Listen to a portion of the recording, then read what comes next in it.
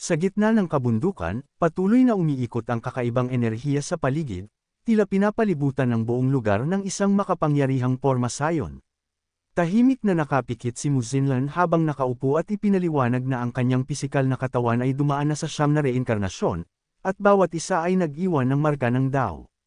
Ayon sa kanya, sa pamamagitan ng pag-unawa sa mga markang ito, maaari niyang maibalik ang alaala ng nakaraan at maibalik ang kanyang katawan sa dating kalagayan.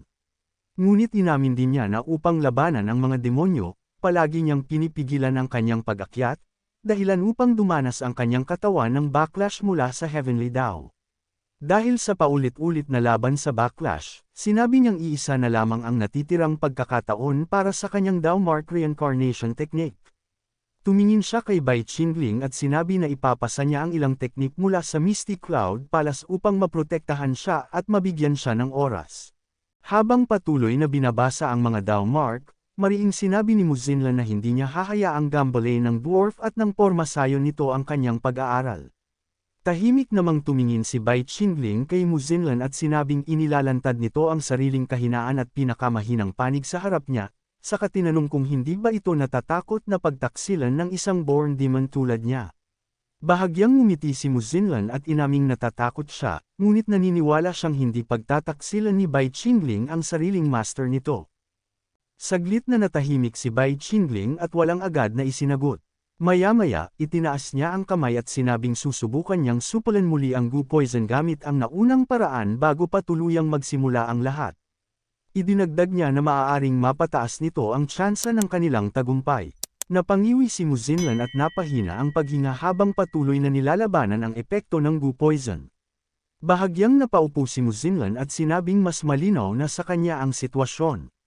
Sa kabila ng kanyang panghihina, patuloy pa rin niyang nilalabanan ang epekto ng Gu Poison. Dahan-daang kumilos si Bai Qingling at maingat na hinawakan ang kanyang kamay, tila kinokontrol ang daloy ng enerhiya. Habang ginagawa iyon, nahulog ang isang bulaklak sa kanyang palad, senyales ng epekto ng Love Flower Gu.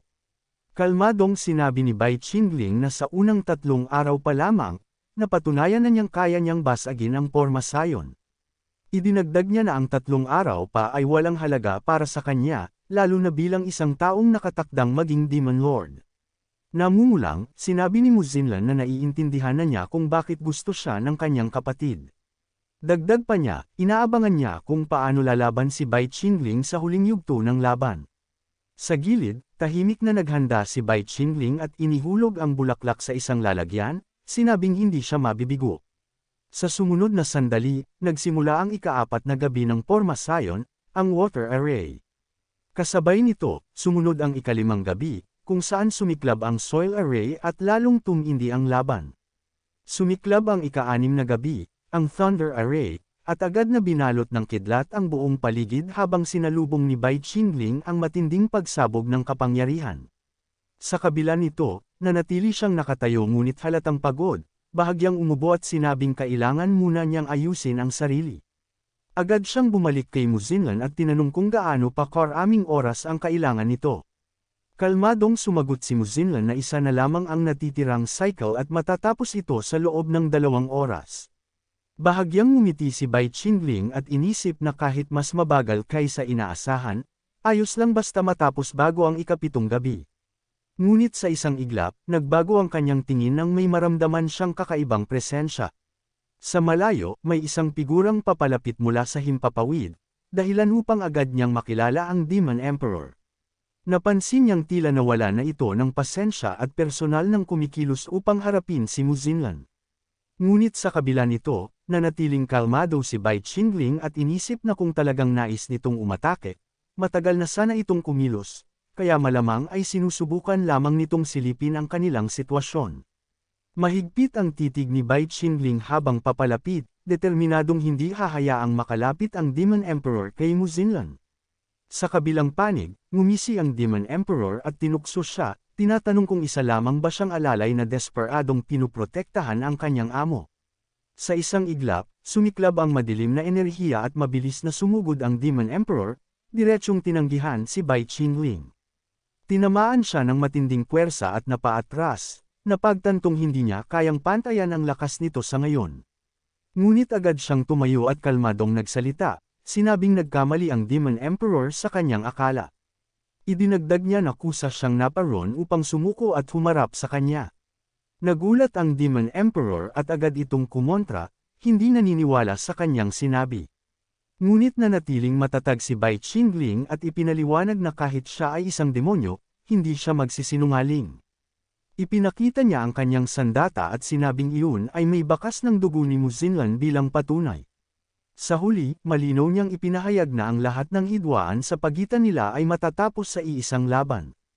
Ipinakita ni Bai Qingling ang kanyang demonic sword at sinabing ang dugo rito ay kay Mu Xinlan, malinaw na patunay na walang panlilinlang sa kanyang sinasabi. Sa kanyang isip, buo na ang plano, nakolekta na niya ang dugo at nagsisimula ng mag-alinlangan ng Demon Emperor, kailangan na lamang niyang patagilan ito ng kaunti pa. Sa kabilang panig, kinumpirma ng isa sa mga kasama ng Demon Emperor na tunay ngang kay Mu Xinlan ang dugong iyon.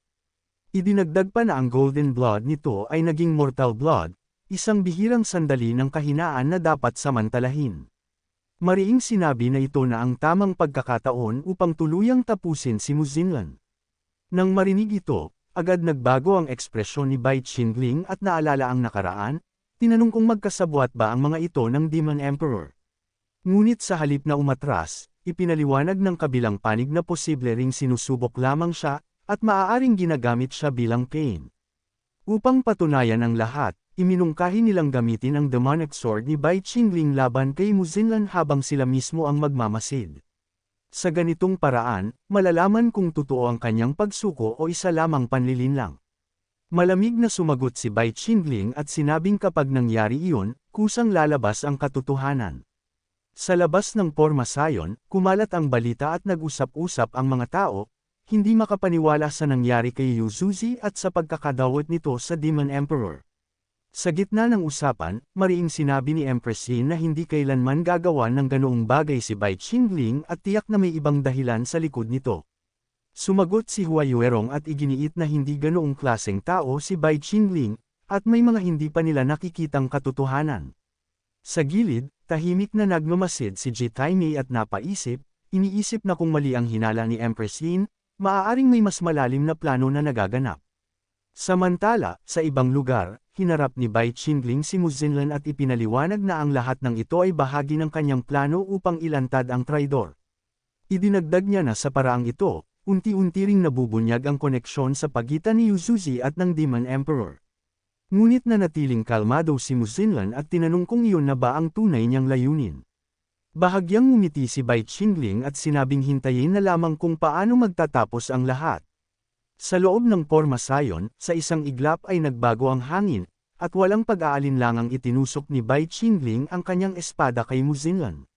Sa isang iglap matapos ang pag-atake, nanlaki ang mata ni Mu Xinlan at hindi makapaniwala sa ginawa ni Bai Qingling. Sa kabila ng kanyang sugat, pilit niyang inunawa ang sitwasyon at sinabing kung may sapat pa silang oras, maaari pa sana nilang lampasan ang pagsubok. Ngunit malamig na ngumiti si Bai Qingling at ipinahayag na bilang isang natural-born demon, wala siyang anumang pag-aatubili sa pagpatay. Kasabay nito, muli siyang umatake at walang awan na itinulak si Mu Xinlan palayo. Bumagsak si Mu Xinlan sa lupa habang sugatan at galit, mariing sinabing hindi sana siya nagtiwala sa isang demonyo. Sa ibabaw niya, itinaas ni Bai Qingling ang kanyang espada at ipinahayag na ito na ang kanyang tanging pagkakataon upang patayin siya. Ngunit sa kabila ng lahat, buong tapang na sumigaw si Mu Xinlan at sinabing lalaban siya hanggang kamatayan. Sa sumunod na sandali, isang malakas na pagsabog ang yumanig sa paligid habang tuluyang sumiklab ang kanilang labanan. Sa gitna ng alikabok at enerhiya, malamig na pinanood ni Bai Qingling ang kanyang kalagayan at tinawag itong isang kahihiyan. Habang nilalamon ng lilang apoy si Mu Xinlan, malamig na sinabi ni Bai Qingling na ang isang lider ng matuwid na landas ay bumagsak sa kamay ng isang batang demonyo. Dumating si Ji Taimei at hindi makapaniwala, sinabing pinatay ni Bai Qingling si Mu Xinlan at sinunog pa ang kanyang katawan. Ngunit kalmado lang si Bai Qingling at walang ibinigay na paliwanag. Habang hawak ang isang bagay, sinabi ni Ji Taimei na hindi basta mapagkakatiwalaan ang alaala dahil maaari itong manipulahin. Sinabi ni Bai Qingling na umaasa siyang hindi makikialam ang Demon Emperor at hindi gagawing mas mahirap ang sitwasyon para sa kanya. Habang unti-unting umaangat sa hangin si Ji Taimei, tahimik siyang tumalikod at nagpas siyang iulat ang lahat sa Demon Emperor. Tahimik lamang na pinanood ni Bai Qingling ang kanyang pag-alis, nakatayo sa tabi ng kanyang espada at nananatiling walang emosyon. Sa ilalim ng lupa, ang natitirang enerhiya ni Mu Xinlan ay unti-unting bumaon upang itago ang kanyang presensya. Sa loob ng guho, ang kanyang katawan at kaluluwa ay dahan-dahang pinuprotektahan habang naghihintay ng tamang sandali. Sa paglipas ng panahon, muling mabubuo ang kanyang pisikal na katawan at babalik siya sa mundo. Sa isip ni Bai Qingling, alam niyang kailangan niyang linlangan ang Demon Emperor upang maisagawa ang kanyang plano. Sa isip niya, sa hinaharap, muli silang magtatagpo sa Demon Silang Valley para sa isang huling laban. Sa sandaling iyon, tuluyan nang umalis si Bai Qingling. Habang papalayo, iniwan ni Bai Qingling ang kanyang espada at sinabing babalikan niya ito sa susunod. Sa labas ng Porma Sion, masayang sinabi ni Su Hongyi na alam niyang espesyal si Bai Qingling at naiiba ito sa ibang nasa demonic path. Digdag pa ni Lady Ren na ang lalaking iyon ang pinakamaaasahan sa kanilang Kangming sect, habang masayang sumasang-ayon si Su Hongyi sa kanyang tabi. Habang nakalutang si Mu Xinlan, nagsalita si Lizu at sinabi na sa kabila ng paggamit ng mahalagang dugo, hindi pa rin ito nagawang iligtas ang sarili mula sa sitwasyon.